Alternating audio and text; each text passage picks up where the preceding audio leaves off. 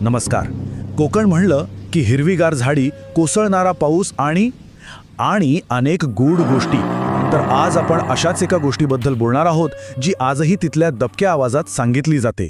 ही गोष्ट आहे एका वाड्याची, कालभैरवाच्या वाड्याची. चला तर मग आज त्या वाड्याच्या इतिहासाचं एक काळं पान उघडूया, जिथे संपत्तीची किंमत रक्ताने मोजली जात होती.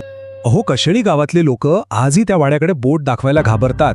ते काय म्हणतात माहितीये की तो वाडा म्हणजे फक्त दगडविटांचं बांधकाम नाहीये, तर ते एक जिवंत अस्तित्व आहे जे सगळं काही ऐकतं, सगळं काही पाहतं आणि आपल्या भुकेल्या जमिनीसाठी फक्त योग्य वेळेची वाट पाहतं. तर ही कहाणी आहे सदाशिवरावांच्या घराण्याची. असं म्हणतात की त्यांच्या पूर्वजांनी एका अघोरी शक्तीकडून अमाप संपत्ती मिळवली होती. पण त्या संपत्तीच्या प्रत्येक कणासोबत एक न संपणारा शापही त्यांच्या नशिबी आला. एक असा शाप जो पिढ्यानपिढ्या त्यांच्या रक्तातून पुढे वाहत राहिला. खरं तर या गोष्टीतलं भूत म्हणजे कोणी बाहेरची शक्ती नाहीये, ते आहे माणसाच्या आतच, त्याच्या मनात खोलवर लपलेलं. त्याचं नाव आहे लोभ. एक अशी विचित्र भूक जी संपत्तीच्या प्रत्येक नाण्यासोबत फक्त वाढतच जाते, कधीच संपत नाही. आणि या लोभाचं, या शापाचं केंद्रस्थान कुठे होतं माहितीये? वाड्याच्या तळघरातली एक गूढ विहीर. वरून अगदी शांत दिसायची, पण आतून अतृप्त. असं म्हणतात की या विहिरीच्या पोटात सोनं आहे, पण तिची भूक आहे रक्ताची, माणसाच्या लालसेची. आणि मग याच शापित खेळात एका नव्या खेळाडूची एंट्री होते. सदाशिवरावांचा मुलगा विनायक.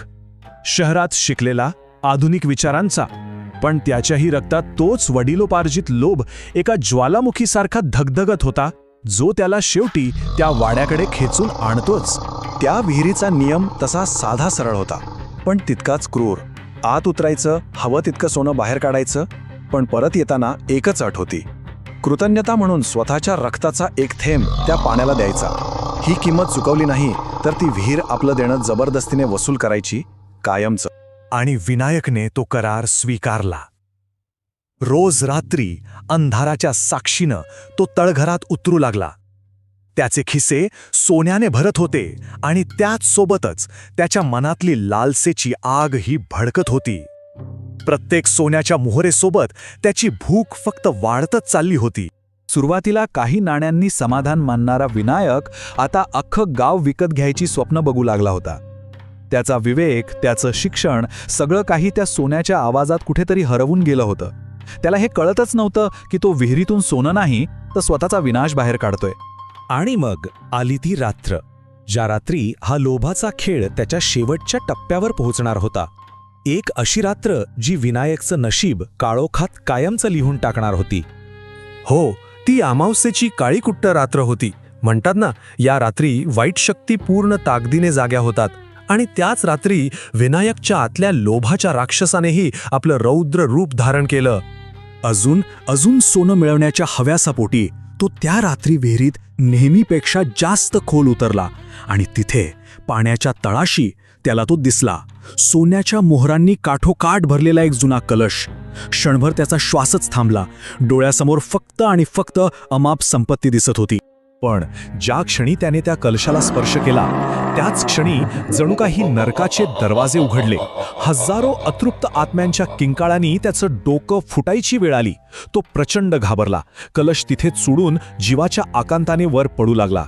पण त्या भीतीमध्ये, त्या घाई गडबडीत तो सगळ्यात महत्त्वाची गोष्ट विसरला होता. ती एक अट जी त्याच्या जीवन आणि मृत्यू यांच्यातली रेषा होती. आठवतंय का, कोणती होती ती अट? तो रक्ताचा थेंब अर्पण करायला विसरला. आणि मग विहिरीने आपलं खरं रूप दाखवलं. तिचं शांत पाणी अचानक काळंकुट्ट आणि चिकट झालं आणि एखाद्या भुकेल्या राक्षसाप्रमाणे त्याला गिळायला वेगाने वर येऊ लागलं. 4 रात्रीनंतर वाड्यात एक भयानक थंड शांतता पसरली.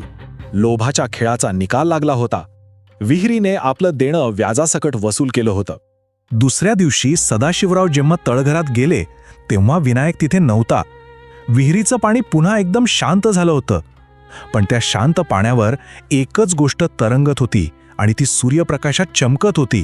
विनायकच्या बोटातली अंगठी. तोच शेवटचा पुरावा होता आणि तोच शेवटचा इशारा. विनायक आता त्या विहिरीचा, त्या शापाचा एक अविभाज्य भाग बनला होता. ज्या संपत्तीसाठी तो जगत होता, त्याच संपत्तीने त्याला आपलं घर बनवलं होतं.